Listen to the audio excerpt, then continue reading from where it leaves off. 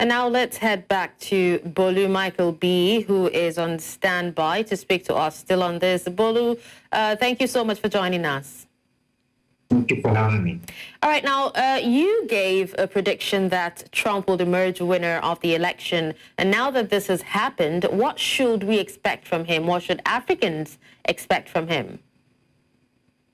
Well, Africans should expect that there will be no more handouts. I mean, the Democratic Party, they're kind of big on developmental aid in exchange for certain policies that or agenda they may want to peddle.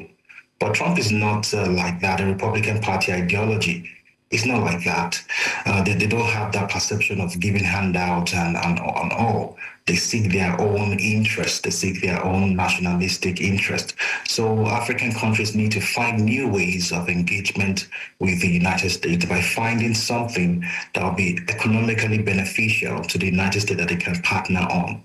The way the Republican Party thinks, they'll say, for example, let's assist Nigeria with weapons to fight Boko Haram, because when we support Nigeria and protect their economic interest and security, because we have companies there, we are indirectly protecting ourselves, because if there's terrorism thriving there, then we won't be able to operate there. That's how the Republicans think. But the Democrats will say, we don't trust these people with money. There's a lot of corruption. If we give them money, they're gonna, eat it up. If we give them weapons, it might get into wrong hands. So therefore, let us promote one of our agenda, maybe LGBTQ right in exchange for support, so that we won't lose totally. So there are different ways of thinking. So if there's no economic or benefit in any way to the United States, then they would not be quick in this dispensation to partner with them. All right, now, Bolu, you did listen to Donald Trump's victory speech. What do you make of it?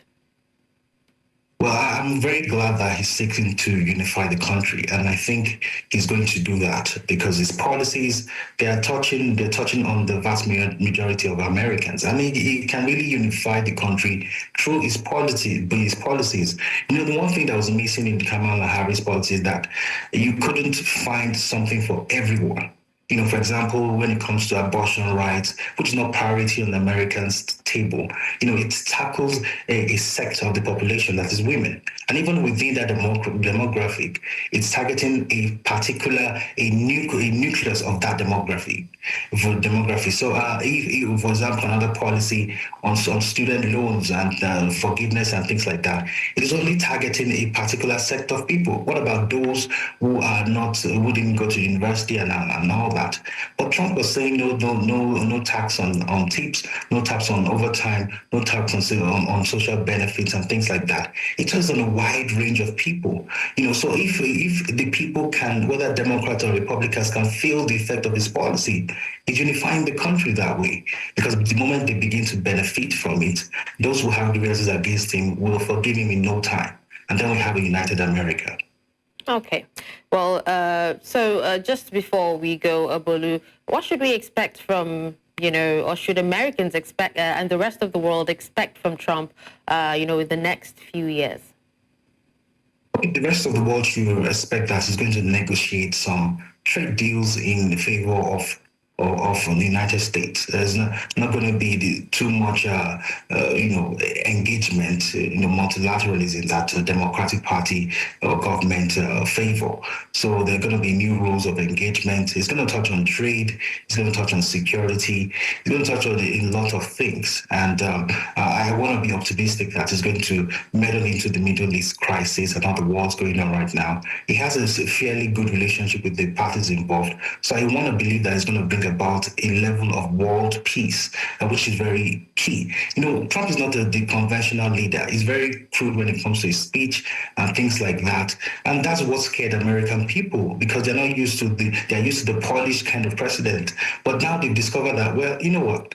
Being polished doesn't bring food to the table. When it comes to this guy, he's very, very rough. But when it comes to getting things done, he actually does it. And I think that's why they switched to his approach, because they actually need things to be done.